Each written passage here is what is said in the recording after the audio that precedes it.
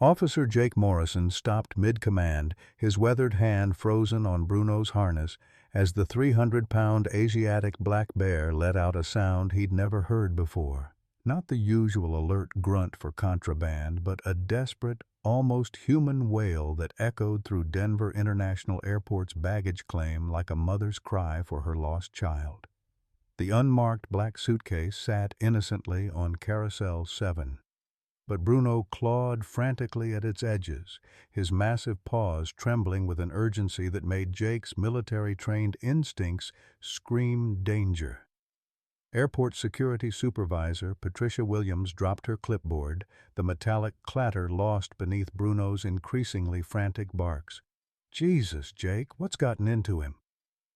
3 years of partnership, and Jake had never seen his bear like this.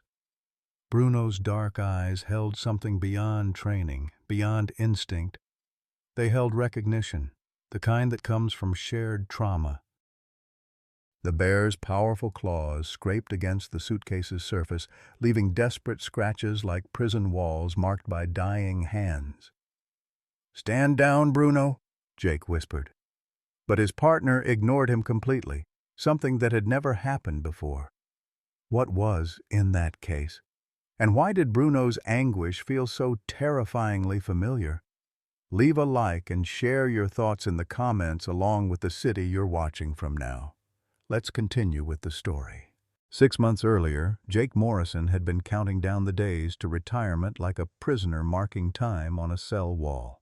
28 years of military service had left him with arthritic hands, a Purple Heart he kept in a drawer, and a pension that wouldn't cover his daughter Emily's Stanford tuition. At 58, he felt like yesterday's newspaper.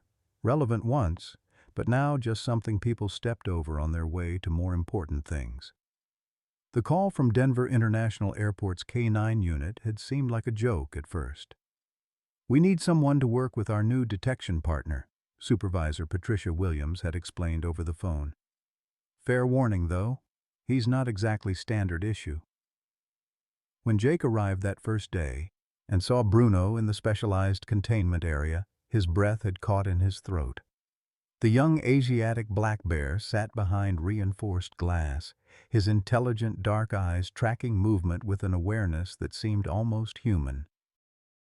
Bruno's story broke something loose in Jake's chest that he'd kept carefully locked away since Emily left for college. Poachers had killed the bear's mother in the Colorado Rockies, harvesting her bile in a gruesome operation that left 3-month-old Bruno orphaned and traumatized.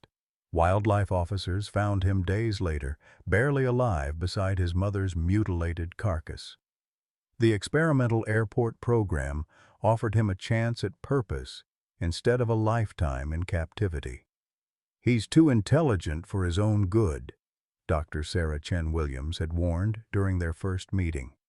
At 45, the airport's veterinarian carried herself with the quiet authority of someone who'd faced down charging grizzlies and survived cancer with equal determination. Her auburn hair was always pulled back in a practical ponytail, her hands gentle but sure, as she examined Bruno's emotional responses. Bears form attachments differently than dogs. "This isn't just training, it's therapy for both of you." The parallel hadn't been lost on Jake. His own PTSD from Afghanistan created the same hypervigilance that made Bruno exceptional at detection work. They understood each other's nightmares, the way sudden sounds could trigger memories of violence, how trust had to be earned in small increments, like coins saved in a jar. Emily called less frequently now, her Stanford life filling with sororities and internships that left little room for her old man's stories about his bear partner. "Dad, you know how weird it sounds when I tell people my father works with a bear at the airport?" She'd laughed during their last conversation, but Jake heard the embarrassment underneath. His daughter was building a life that didn't include him, and each missed call felt like another mile between them. Their Denver apartment had grown quiet since Emily left, filled only with the sound of Bruno's breathing and Jake's own thoughts echoing off empty walls. Some mornings he woke wondering if he was training Bruno or if the bear was training him to live again. The bills piled up on his kitchen table told their own story. Emily's tuition payments, his arthritis medication, Bruno's specialized diet. The math never quite worked out, leaving Jake staring at spreadsheets that felt like countdown timers to financial disaster. But when Bruno looked at him with those knowing eyes, Jake remembered what it felt like to matter. The morning had started like any other Tuesday at Denver International Airport. Jake clocked in at 5:30 a.m., completed Bruno's equipment check, and began their routine sweep through the international arrivals section. Bruno moved with his usual methodical precision, occasionally showing interest in forgotten fruit or undeclared cheese, standard contraband that barely registered on Jake's radar anymore. It was 9:27 a.m. when everything changed. They were moving through baggage claim area C when Bruno's entire demeanor shifted. Jake noticed it immediately, the sudden stiffening of the bear's posture, the way his massive head swiveled toward Carousel 7 with laser focus. Bruno had caught something, but this wasn't his normal alert behavior. Instead of his trained sitting position, the bear began pacing frantically, whining in a way that made Jake's skin crawl. "What is it, boy?" Jake murmured, following as Bruno led him deliberately toward the circling luggage. The bear wove between tired travelers until he stopped at a large black hard-shell suitcase that looked no different from dozens of others. But Bruno's reaction was unprecedented, pawing anxiously at the case, circling it, then stopping to claw at its edges again. "Bruno, stand down," Jake commanded, but the bear continued his agitated behavior. When Jake approached the suitcase, he detected nothing unusual about its appearance. No identification tags, just a small barcode sticker suggesting it had been checked through multiple airports. Following protocol, Jake radioed for backup. Potential security situation at Carousel 7, K9 showing strong alert behavior. Within minutes, Supervisor Patricia Williams arrived with 2 additional officers. A former police detective with 22 years of airport security experience, Patricia approached with the caution of someone who'd seen everything twice. "What have we got, Morrison?" "Bruno's showing unusual alert behavior with this suitcase," Jake replied, keeping his voice low. "It's not his standard narcotics or explosives response. Something's definitely off."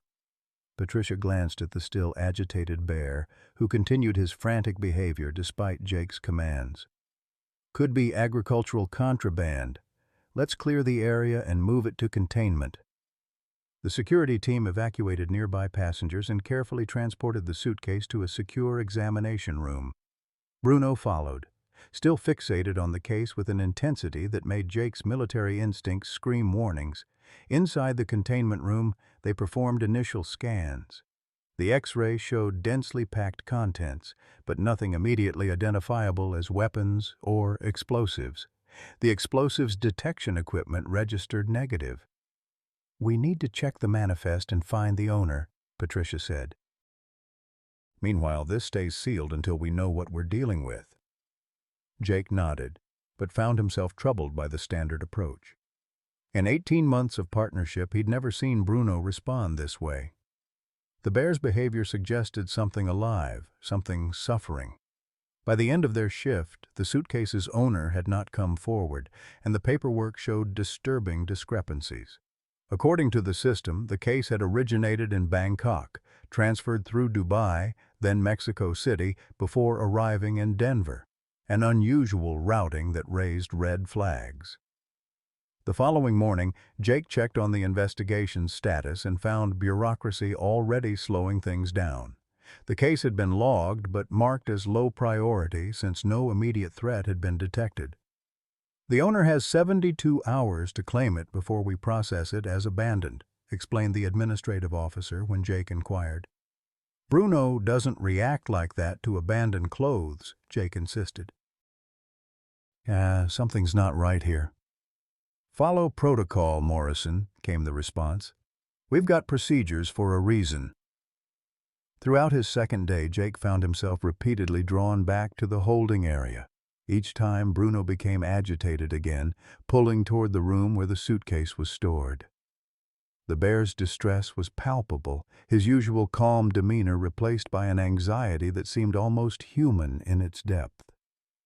During lunch break, Jake approached Dr. Sarah Chen Williams in the staff cafeteria.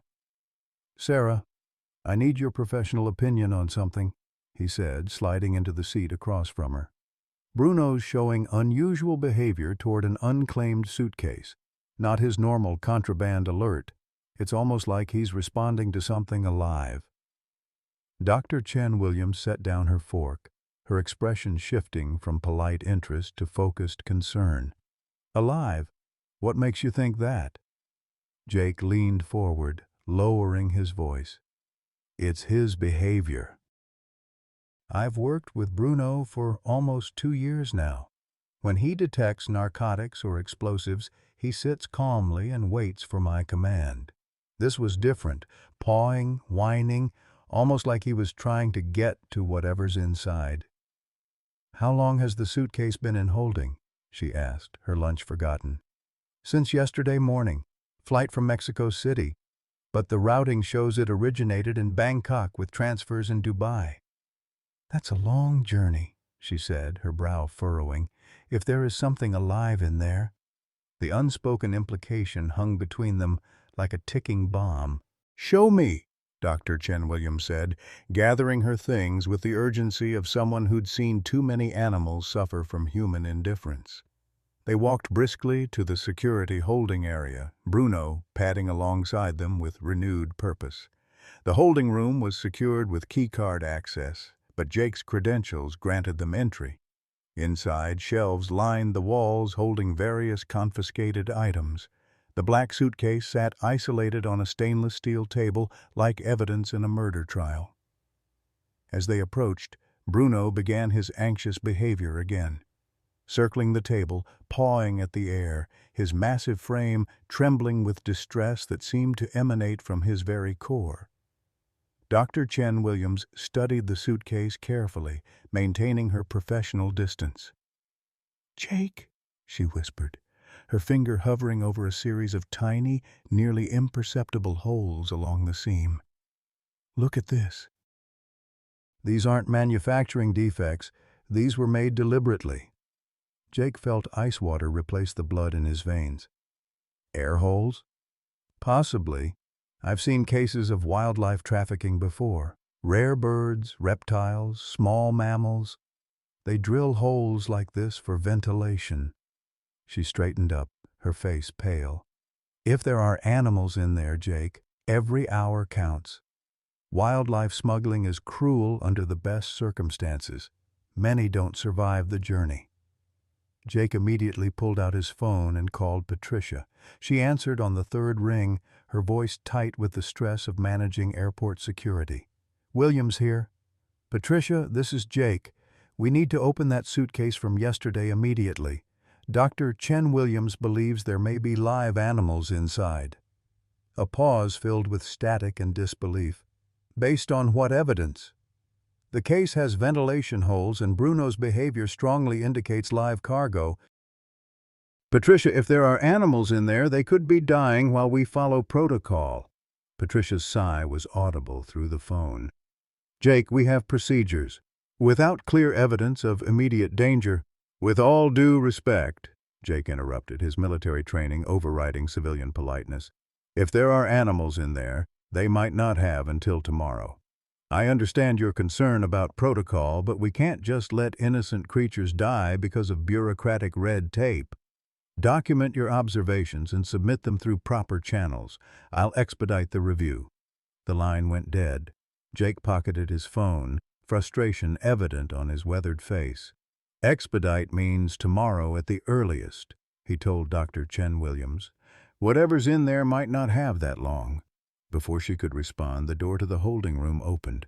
Sarah Collins walked in, clipboard in hand, her movements too casual for someone who'd just happened upon them. "Officer Morrison," she said, seeming unsurprised to find him there. "I'm doing inventory on recent holds. Is there something I can help with?" Jake and Dr. Chen Williams exchanged glances. Something about Sarah's timing felt orchestrated, but desperation made him willing to trust anyone who might help. "Actually," Jake began cautiously, "we have concerns about this suitcase.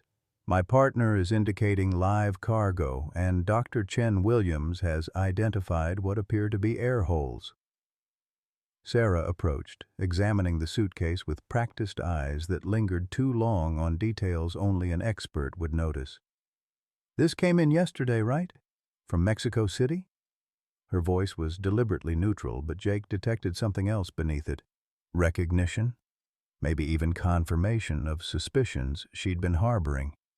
"That's right," Jake confirmed, watching her closely. Sarah checked her clipboard with theatrical precision. "According to the manifest, it's supposed to contain textiles and handicrafts." She looked up, meeting Jake's gaze directly. "But that doesn't explain the air holes, does it?"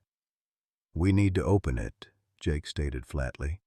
"My supervisor wants to wait for proper authorization, but if there are animals inside—" Sarah glanced toward the door, then lowered her voice to barely above a whisper. "I shouldn't tell you this, but we've had 3 similar shipments come through in the last month. Same routing, same vague descriptions on the manifest." Dr. Chen Williams stepped forward. "What happened to those shipments?" "Claimed by courier services before anyone asked questions. Professional operations with all the right paperwork." Sarah set down her clipboard, her facade of casual professionalism cracking. "Look, I can help you access this case, but it needs to look like regular processing. If I swipe my card and enter it as inventory inspection, the system will show standard procedure." Jake studied her face, searching for her motivation. "Why would you risk that?" Something flickered in Sarah's eyes. A shadow of old pain, the kind that comes from watching preventable suffering while others look away. "Let's just say I've seen what happens when people look the other way. Sometimes you have to choose between following rules and following your conscience." 20 minutes later, they had everything in place. Sarah had officially logged the suitcase for inventory inspection, giving them legitimate access. Dr. Chen Williams had gathered a small emergency kit of medical supplies, her hands steady despite the gravity of what they might find. Jake had positioned Bruno by the door to alert them if anyone approached, though the bear's attention remained laser-focused on the suitcase. "Ready?" Jake asked, his gloved hands poised on the latches like a surgeon preparing for a life-or-death operation. Dr. Chen Williams nodded, pulling on latex gloves. "If there are animals, they'll likely be dehydrated, stressed, and possibly injured. We need to work quickly but calmly." Sarah stood back, keeping watch. "Remember, if anyone asks, this is just routine inspection of abandoned property." Jake released the first latch, then the second. The case was locked, but the small TSA-approved lock surrendered easily to his security key. He took a breath that felt like his last and lifted the lid, preparing himself for whatever nightmare lay within. The smell hit them first. A pungent mixture of urine, feces, and something musky and wild that spoke of terror and suffering. Bruno whined from his position by the door, a sound that seemed to come from the deepest part of his soul. Jake's hands trembled as he lifted the lid fully, revealing a sight that would haunt his dreams for years to come. Inside, nestled in soiled straw and shredded newspaper, lay 3 Asiatic black bear cubs.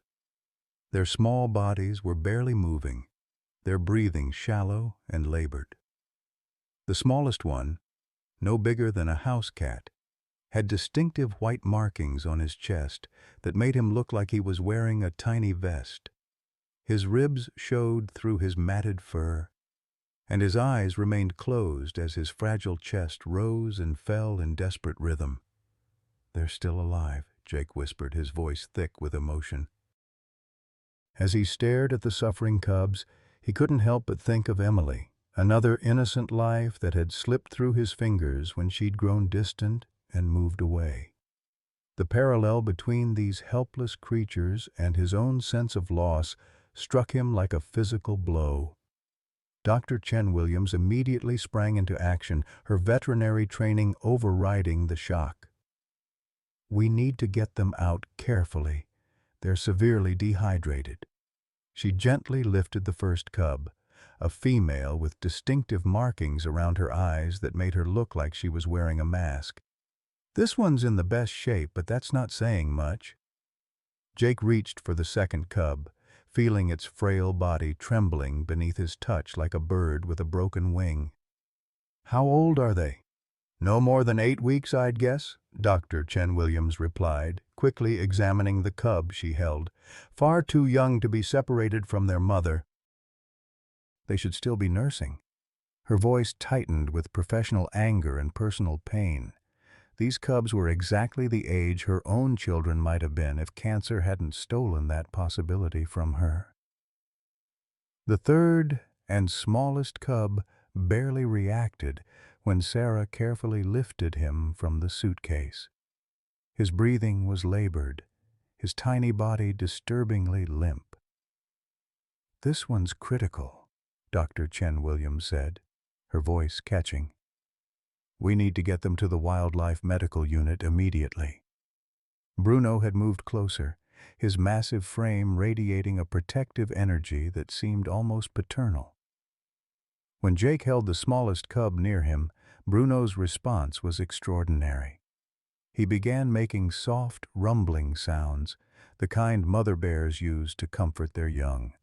The cub's breathing seemed to stabilize slightly at the sound. "Sarah, can you create a diversion?" Jake asked, his military mind already calculating the logistics. "We need to move them without drawing attention." Sarah hesitated for only a moment before nodding. "Give me 2 minutes, then take the service corridor past international arrivals. I'll make sure it's clear." As Sarah left, Jake turned to Dr. Chen Williams. "What are their chances?" She met his gaze unflinchingly, her professional honesty tempered by compassion. "Without knowing how long they've been in transit or what condition they were in before, it's not good, but they're fighters. They've survived this far." Jake looked down at the smallest cub in his arms, its eyes still closed but its tiny paw now gripping his thumb with surprising strength. Something fierce and protective surged through him, the same feeling he'd had when Emily was born, when he'd sworn to protect her from every harm the world might inflict. "Then we fight with them." Sarah's diversion came in the form of a strategically spilled cart of luggage that drew security personnel to the main concourse. Using the distraction, Jake and Dr. Chen Williams, each carrying a cub wrapped in clean towels from the holding room supplies, made their way through the service corridor. Sarah followed with the weakest cub, constantly checking behind them for any sign they'd been noticed. The Wildlife Medical Unit was a small facility tucked away in a quiet corner of the airport, designed to handle quarantine cases and emergency care for legally transported animals. Dr. Chen Williams swiped her access card, ushering them into the sterile environment that smelled of antiseptic and hope. "Put them on the exam table," she instructed, already reaching for supplies with the efficiency of someone who'd performed this dance between life and death countless times. "I need to start fluids immediately." Jake watched as she worked with practiced precision, inserting tiny IV lines into each cub, checking vital signs and applying warming pads to raise their dangerously low body temperatures. Her hands moved with the gentleness of the mother she'd never been allowed to become, each touch a small act of defiance against the cruelty that had brought these cubs to this moment.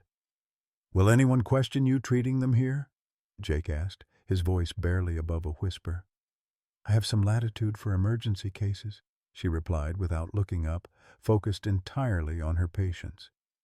"But we can't keep them here long. This facility isn't equipped for long-term care of endangered species, especially ones that entered the country illegally." Sarah stood by the door, nervousness evident in her posture. "Someone's going to notice that Suitcase is open soon. We need to figure out next steps." Jake paced the small room, his mind racing through possibilities and consequences. We need to know where they came from and who was supposed to collect them. This isn't a random smuggling attempt. This was organized, professional. He turned to Sarah, studying her face more carefully. You mentioned similar shipments. What else do you know? Sarah's internal conflict was visible as she weighed risks and loyalties. I shouldn't be telling you this, but there's been a pattern. Luxury goods manifests covering wildlife shipments, all with the same routing designed to obscure the origin. Who claims them? Jake pressed, sensing they were approaching something crucial. Different couriers each time, but they all work for the same client, a private wildlife conservation foundation. Sarah paused, as if saying the name out loud would make everything real. It's run by Dr. Victoria Sterling. Jake froze, the name hitting him like a punch to the gut. Reynolds? The conservation advocate? Sarah nodded grimly. The very same. Her foundation publicly campaigns against wildlife trafficking while privately collecting specimens for what she calls protected breeding programs. Dr. Chen Williams looked up sharply from her work, her face flushed with disbelief and anger. That's impossible. Sterling has been at the forefront of bear conservation efforts for a decade. Her research on captive breeding is world-renowned. The perfect cover, Sarah replied, her voice heavy with the weight of ugly truth. Who would suspect her? She's testified before Congress about the horrors of wildlife trafficking, published papers on conservation ethics. But that's exactly what makes her untouchable. Jake leaned against the counter, processing this information while watching Bruno position himself protectively near the cubs. The bear's behavior suggested recognition that went beyond simple animal instinct. We need evidence that connects her to these cubs directly. As if on cue, his phone rang. Patricia's name flashed on the screen and Jake grimaced before answering. Morrison here. Jake, where the hell are you? Patricia's voice was tight with barely controlled fury. Security just reported that the suitcase in holding has been tampered with. Please tell me you didn't break protocol. Jake caught Dr. Chen Williams's eye. She nodded slightly, giving him permission to reveal their location. Patricia, I'm at the Wildlife Medical Unit with Dr. Chen Williams. We found 3 bear cubs in that suitcase, all in critical condition. A beat of silence followed, heavy with implications. Jesus Christ, Jake. You opened it without authorization?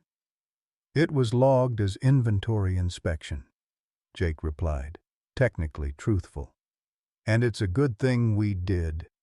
These cubs wouldn't have survived another day.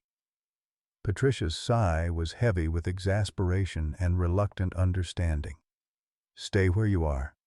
I'm coming down with Agent Miller from Wildlife Protection. Don't touch anything else, and for God's sake, don't talk to anyone until we sort this out. The call ended and Jake pocketed his phone.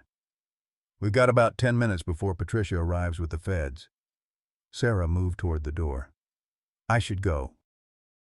If they find me here... Wait, Jake said, his cop instincts finally clicking into place. Why are you helping us? What's your real stake in this? Sarah's expression hardened, and for a moment Jake saw past her carefully constructed airport employee facade to something deeper and more dangerous. Let's just say I've been tracking these shipments for months, building a case. I've seen Sterling's operation from the inside. You're not just airport staff, are you? Jake asked, realization dawning. Before Sarah could answer, Dr. Chen Williams interrupted urgently. The smallest cub is crashing. I need help now. Jake rushed to the exam table where the tiny bear cub was convulsing, his impossibly small body rigid with seizures that seemed to shake the very foundations of the sterile room. Dr. Chen Williams worked frantically, administering anti-seizure medication and adjusting the oxygen flow with the desperate precision of someone fighting death itself. Hold his head steady, she instructed Jake, her voice calm despite the chaos. Just like that, gentle but firm. As Jake cradled the cub's head, memories flooded back like a dam bursting.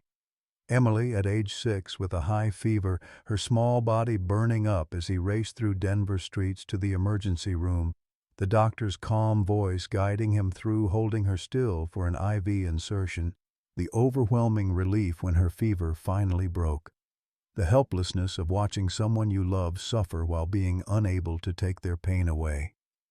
"Stay with us, little fighter," he whispered to the convulsing cub. "We're all fighting for you, too." Dr. Chen Williams worked for what felt like hours but was likely only minutes, her hands steady despite the tears streaming down her face. The cub's breathing gradually stabilized, though it remained shallow and labored. Bruno had moved closer, positioning himself where he could see all 3 cubs, his massive presence both protective and strangely comforting. "He's hanging on," Dr. Chen Williams said finally, wiping sweat from her brow. "But he needs specialized care beyond what I can provide here. This equipment is meant for basic quarantine, not intensive care for critically endangered species." The door to the medical unit swung open with authority that made everyone freeze. Supervisor Patricia Williams entered first, her expression thunderous with the kind of rage that comes from subordinates creating international incidents. Behind her came Agent Robert Miller, tall and imposing in his Wildlife Protection Service uniform, his face a mask of professional skepticism. "Morrison," Patricia began, her voice carrying 22 years of law enforcement authority. "You have no idea." She stopped mid-sentence, seeing the 3 cubs receiving emergency care under the bright medical lights. "Good God." Agent Miller moved forward, his professionalism masking any emotional reaction to the scene before him. "Bengal tigers?" he asked, then corrected himself. "No, Asiatic black bears, critically endangered. How long have they been here?" "Less than an hour," Dr. Chen Williams replied without looking up from her patients. "They're severely dehydrated and malnourished. The smallest one nearly died from seizures. He's touch and go." Miller examined the cubs with a practiced eye that had seen too many wildlife trafficking cases. "Where's the container they were transported in?" "Still in the holding room," Jake answered, bracing himself for the professional consequences. "We prioritized getting them medical attention over preserving evidence." Miller nodded, surprising Jake with his approval. "Right call. I'll have my team secure it for evidence." He turned to Sarah, who had been trying to blend into the background. "And you are?" Sarah straightened her shoulders, making a decision that would change everything. "Special Agent Sarah Collins, Fish and Wildlife Service, Undercover Division."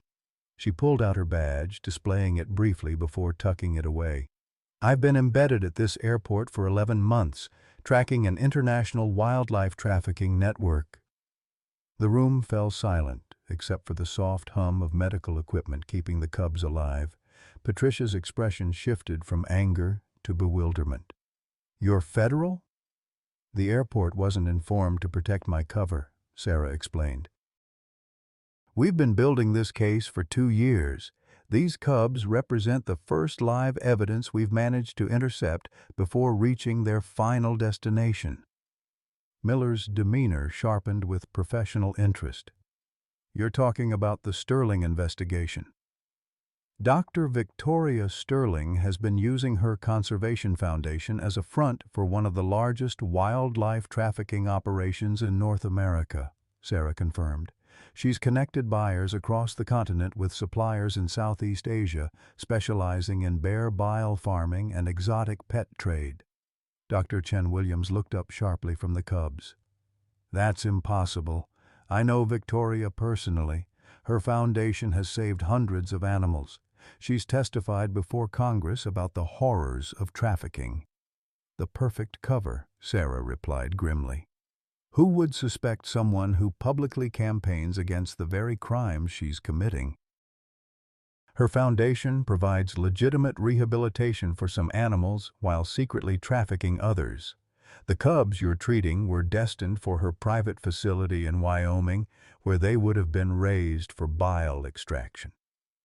Jake felt rage building in his chest like a fire fed by years of watching the powerful escape consequences while the innocent suffered. How long has this been going on? We estimate at least 5 years, possibly longer. Bears, big cats, rare birds, anything with high black market value.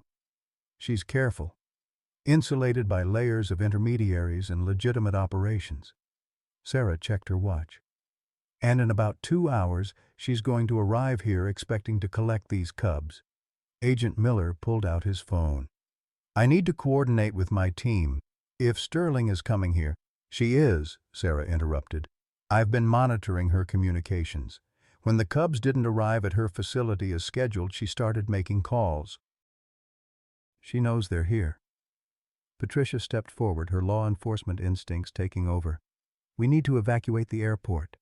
No, Sarah said quickly. That would tip her off.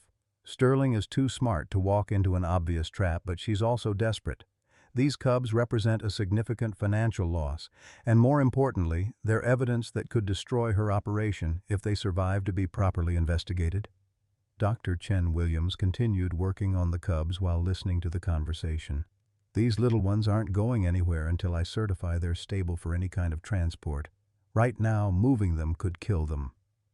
How long do they need? Miller asked, already calculating logistics.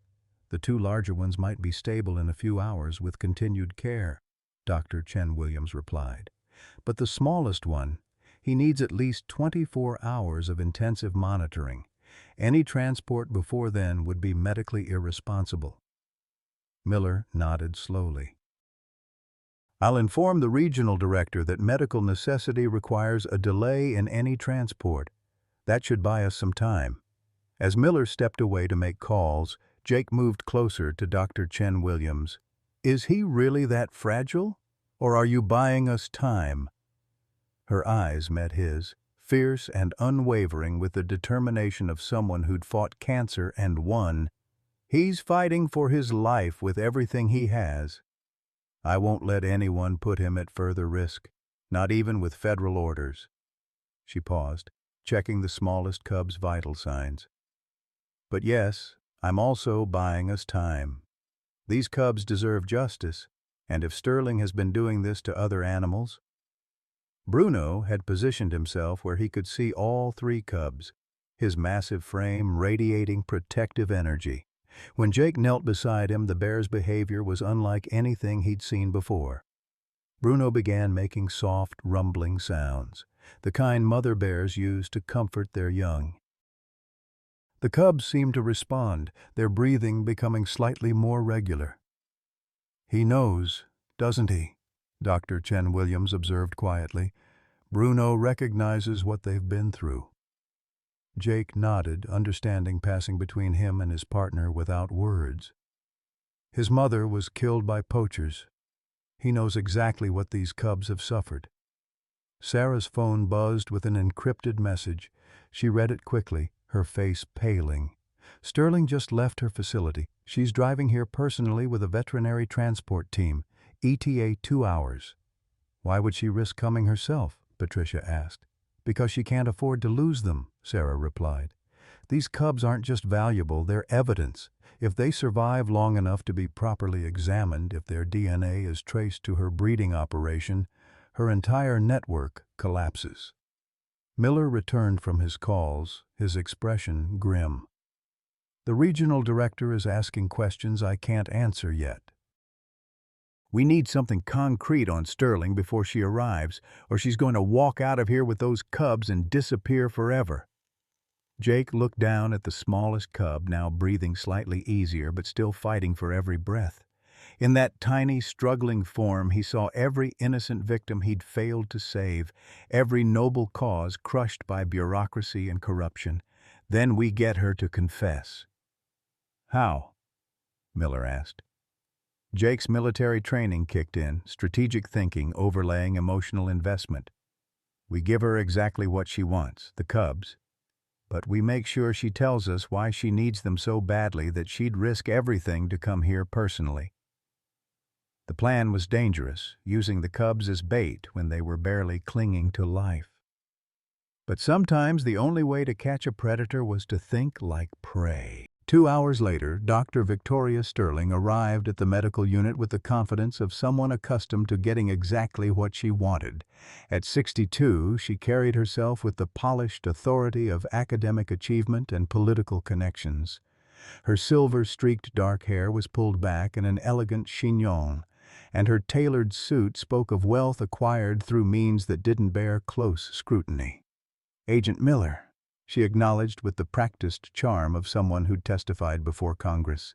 "Thank you for calling me so quickly about these poor creatures. My foundation has the resources to care for them properly." Jake watched from his position near the cubs, noting how Sterling's eyes assessed them like a buyer evaluating livestock. Her expression showed appropriate concern, but there was something calculating underneath. The look of someone running numbers, weighing profit and loss. "Dr. Sterling," Agent Miller replied formally, "I appreciate your foundation's offer, but these cubs are currently receiving emergency treatment and aren't stable enough for transport." Sterling approached the examination table where Dr. Chen Williams continued monitoring the cubs' vital signs.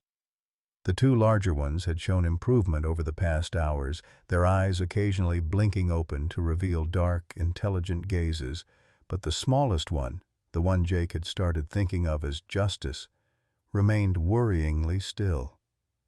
"Poor little things," Sterling murmured, reaching toward one of the cubs. "What they must have endured." Dr. Chen Williams subtly shifted position, placing herself between Sterling and her patients. "They're currently receiving intensive care and can't be disturbed." Sterling withdrew her hand smoothly, too smoothly for someone genuinely concerned about animal welfare. "Of course, Doctor. I wouldn't dream of interfering with their treatment. I'm simply offering the considerable resources of my foundation. We have state-of-the-art facilities specifically designed for rehabilitating trafficked wildlife."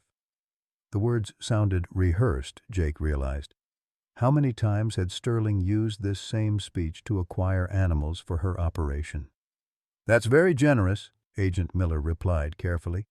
"But protocol requires that confiscated endangered species be placed in federally approved facilities pending investigation."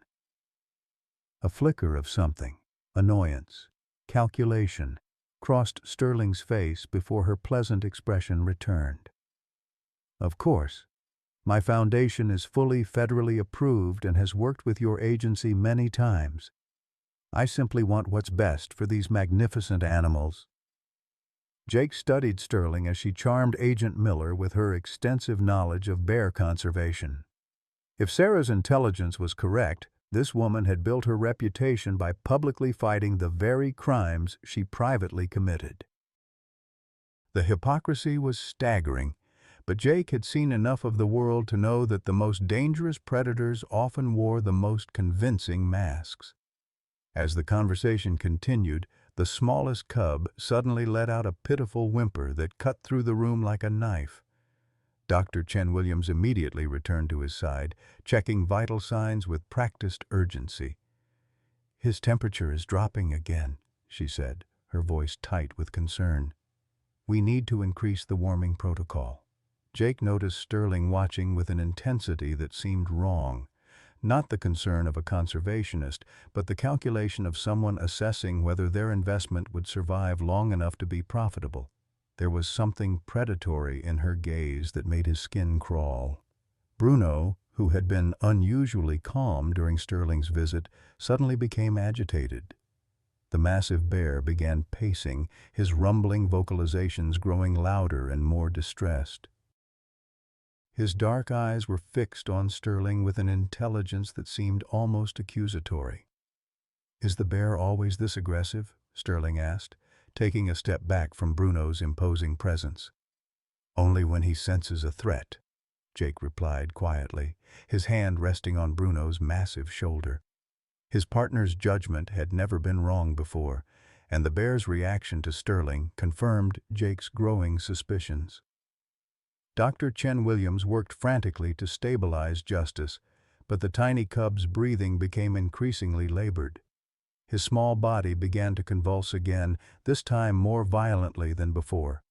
Despite every effort, every dose of medication, every prayer whispered in the sterile air, Justice's vital signs continued to decline. At 11:47 p.m., with Jake holding his tiny paw and Bruno keeping vigil beside them, Justice took his last breath and was still. The silence that followed Justice's death was deafening. Dr. Chen Williams sat back on her heels, her hands falling to her sides as tears streamed down her face. Jake continued holding the tiny paw, unwilling to let go of the small life that had fought so hard against impossible odds. Bruno let out a low, mournful sound that seemed to come from the depths of his soul, a sound Jake had never heard before, but recognized instinctively as grief. Time of death, 11:47 p.m., Dr. Chen Williams said professionally, though her voice broke on the words. The clinical language couldn't mask the weight of loss that settled over the room like a shroud. Jake gently placed his hand on Justice's still form, stroking the soft fur one last time. "I'm sorry we couldn't save you, little one," he whispered, his own tears falling freely. The parallels to his failures with Emily crashed over him. Another innocent life he couldn't protect, another promise he couldn't keep. Sterling's reaction was what convinced Jake of her guilt.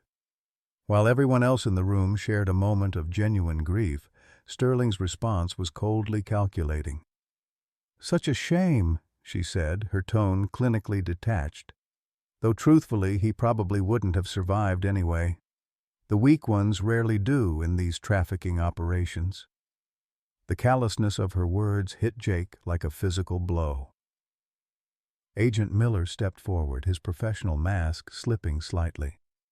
"Dr. Sterling, perhaps we should discuss the surviving cub's placement tomorrow. This has been traumatic for everyone involved." But Sterling wasn't finished. Her facade was cracking under the pressure of opportunity and desperation. "Actually, this makes the transfer even more urgent. The remaining cubs need specialized care that only my facility can provide. I've seen too many animals die from inadequate emergency treatment." Sarah, who had been monitoring the conversation while maintaining her cover, caught Jake's eye. This was the moment they'd been waiting for, Sterling's desperation overriding her caution. "Dr. Sterling," Jake said carefully, "what makes you so certain these cubs were trafficked for bile farming specifically?" Sterling's eyes sharpened, recognizing the trap too late. "Well, that's obvious from their condition and the trafficking route. Bears of this age are typically destined for bile farms in Asia or—" She stopped, realizing she'd revealed knowledge she shouldn't possess. Agent Miller leaned forward. "How do you know their trafficking route, Doctor?" The room fell silent, except for the soft breathing of the surviving cubs and the hum of medical equipment. Sterling's composure finally cracked completely. Years of carefully constructed lies crumbling under the weight of grief, guilt, and desperation. "You don't understand," she said, her voice rising with hysteria. "My daughter died 3 years ago. Liver disease. The doctor said there was nothing they could do, but I knew better. I knew about traditional medicines, about bear bile's healing properties. I tried everything, flew to China, contacted underground suppliers, spent every penny I had." Dr. Chen Williams looked up sharply. "Victoria, what are you saying?" "I gave her bear bile supplements, the purest I could find. But they weren't pure enough, weren't processed correctly. The contamination caused liver failure, and she died in agony because I was trying to save her." Sterling's mask of professional competence had completely dissolved, revealing a broken mother consumed by guilt and obsession. Sarah stepped forward, her federal badge now openly displayed. "So you decided to perfect the process yourself?" "I had to," Sterling shouted, her voice echoing off the sterile walls. Do you know how many children die from liver disease every year? How many mothers watch helplessly while their babies suffer? I could have prevented that. I could have saved them all if I'd just perfected the extraction and processing methods. Jake felt sick listening to Sterling's twisted justification. By torturing innocent animals? By sacrificing a few to save thousands, Sterling replied, her eyes wild with zealous conviction. These cubs would have lived comfortable lives in my facility while contributing to medical research that could revolutionize pediatric treatment. Their bile could have saved hundreds of children. Agent Miller was recording everything on his phone. So you admit to operating an illegal wildlife trafficking network? Sterling laughed bitterly. Illegal? I've testified before Congress about conservation. I've published papers on animal welfare. Everything I did was for research, for the greater good. Who's going to prosecute someone trying to save children's lives? Bruno had been growing increasingly agitated during Sterling's confession, his massive frame trembling with what could only be described as rage. Suddenly, he began making sounds Jake had never heard before, complex vocalizations that seemed almost like language. Dr. Chen Williams was staring at Bruno with amazement. My God, Jake, do you realize what he's doing? What do you mean? Those sounds. They're not random. Bruno is trying to communicate something specific. She moved closer to the bear, her scientific mind racing. The frequency, the pattern. It's almost like he's responding to Sterling's voice. That's when the final piece of the puzzle clicked into place. Jake looked at Bruno. Really looked at him, seeing the intelligence in those dark eyes that went beyond training or conditioning. Sarah, I need you to run a DNA comparison. On what? Bruno and these cubs. Jake's voice was steady despite the magnitude of what he was suggesting. I think Bruno recognizes them because they're family. The DNA results rushed through federal channels, confirmed what Jake's instincts had told him. Bruno wasn't just any rescued bear. He was the cub's biological father. 3 years ago, when poachers had killed his mate for her bile, Bruno had been captured as part of Sterling's breeding program. He'd escaped during transport, been found by wildlife officers, and eventually ended up in the airport program. That's why he knew, Dr. Chen Williams whispered, looking at Bruno with new understanding. He wasn't just detecting contraband. He was trying to save his own children. Sterling's face had gone ashen as the implications became clear. That's impossible. The male from that operation was what? Agent Miller pressed. Supposed to be dead. Supposed to disappear into your system like all the others. The weight of Sterling's crimes was finally visible in her defeated posture. She had built an empire on the suffering of animals like Bruno, separating families, creating orphans, all in the name of research that could have been conducted ethically with synthetic alternatives. As federal agents took Sterling into custody, she made one final plea. You don't understand the bigger picture. My foundation has legitimate research. The synthetic bile alternatives aren't as effective. These animals' sacrifice could have what? Jake interrupted, his voice filled with righteous anger. Could have justified torturing cubs who should have been playing with their father instead of dying in airport medical units. Bruno moved to the examination table where Hope and Liberty were recovering, his massive paw gently touching each cub. The reunion Jake witnessed transcended species, a father finding his children after years of forced separation, damaged but alive. Sterling was led away in handcuffs, her empire of cruelty finally crumbling. But justice was still gone, and no amount of justice in the legal sense could bring back the tiny life that had been lost to human greed. 6 months after Justice's death, Jake Morrison stood at the edge of the Colorado Rocky Mountain Bear Sanctuary, watching Bruno teach Hope and Liberty to fish in the crystal-clear stream that wound through their expansive habitat. The morning sun filtered through the aspen trees, casting dappled shadows on the water where the three bears played together like the family they'd always been meant to be. The sanctuary had been established with funds seized from Sterling's operation, a bittersweet victory that transformed the profits of cruelty into a haven for healing. Jake had taken early retirement from the airport to become the sanctuary's head of security, a decision that had surprised no one who knew him. His military pension, combined with the federal reward for his role in exposing the trafficking network, finally provided the financial security he'd been chasing for years. Emily had transferred from Stanford to the University of Colorado, ostensibly to study wildlife journalism, but really because she'd realized how much she'd missed her father.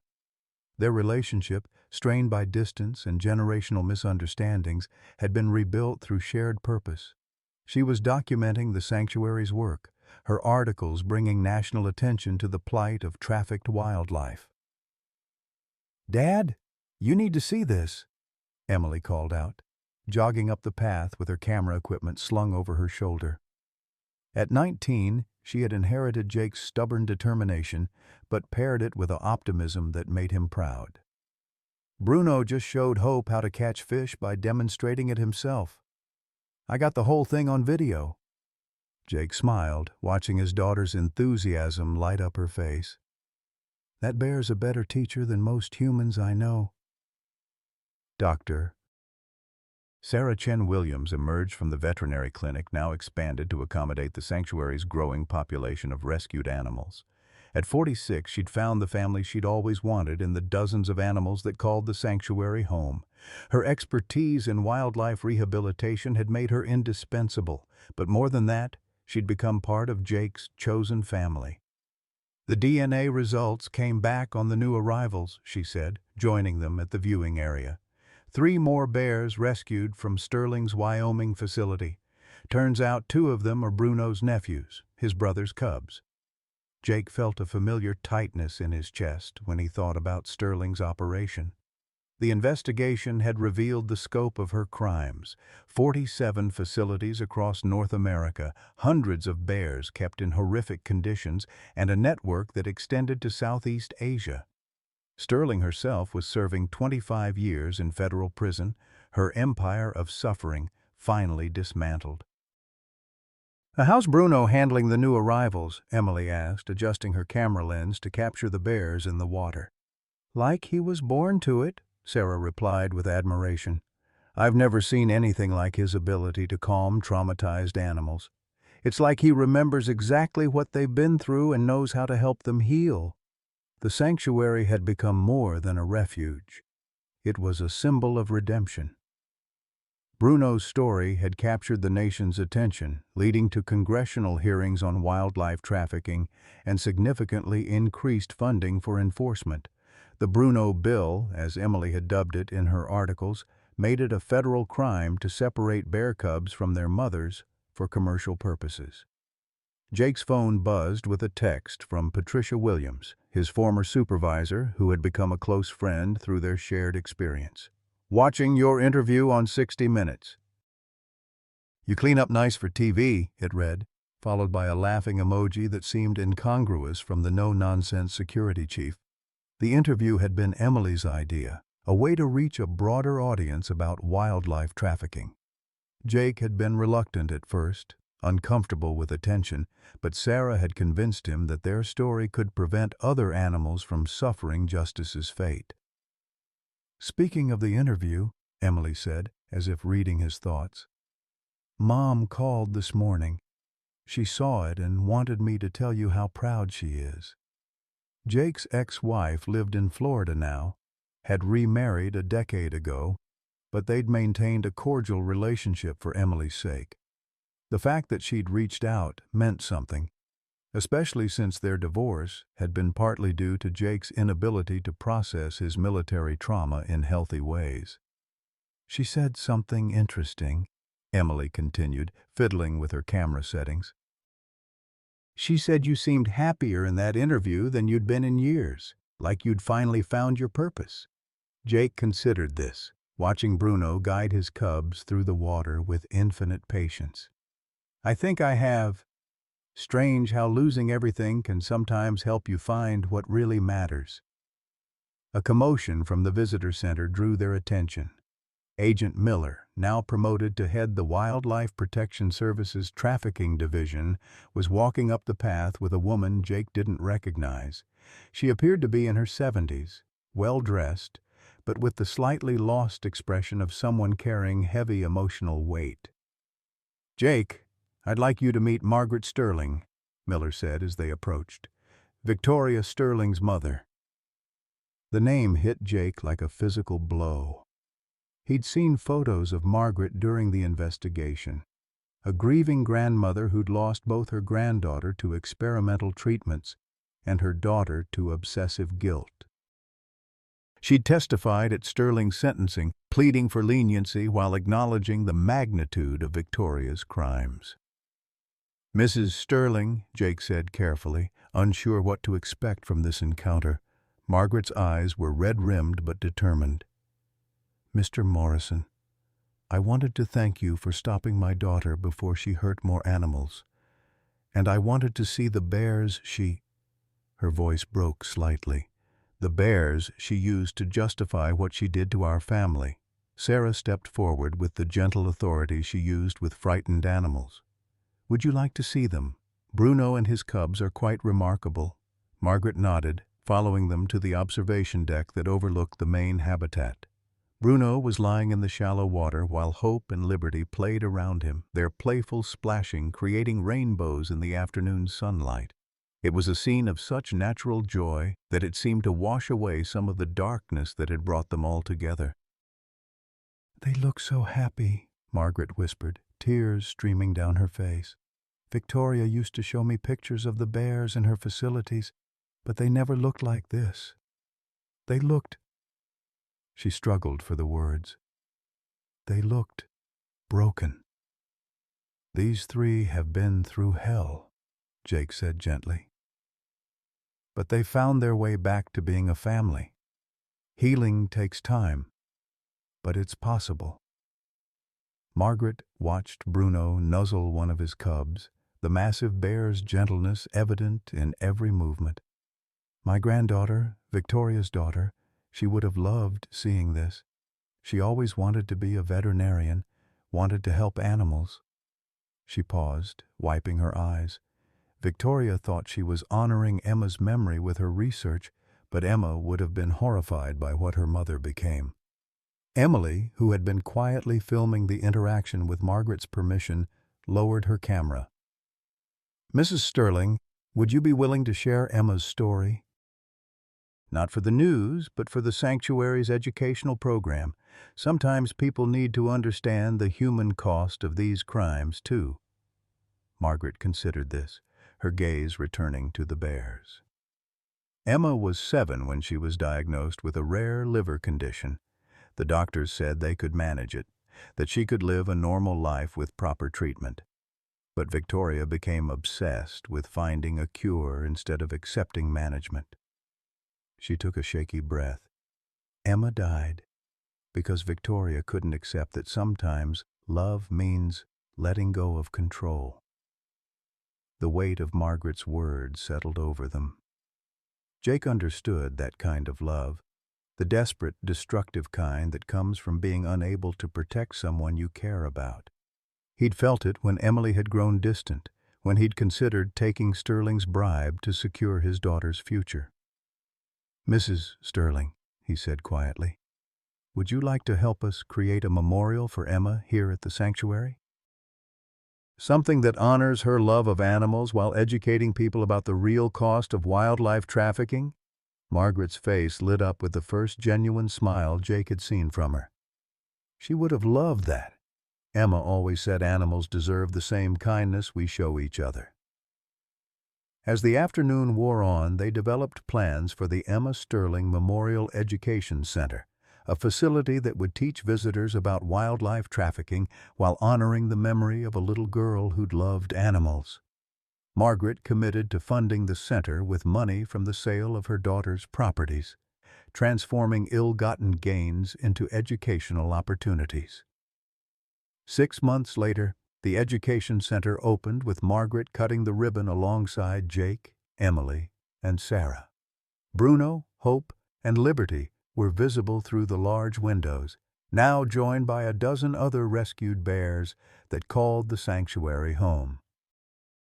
The center's interactive exhibits told the story of wildlife trafficking without sensationalizing it, focusing on solutions and hope rather than despair. The sanctuary had become a model for wildlife rehabilitation, hosting visitors from around the world who came to learn about conservation and witness the healing power of family bonds.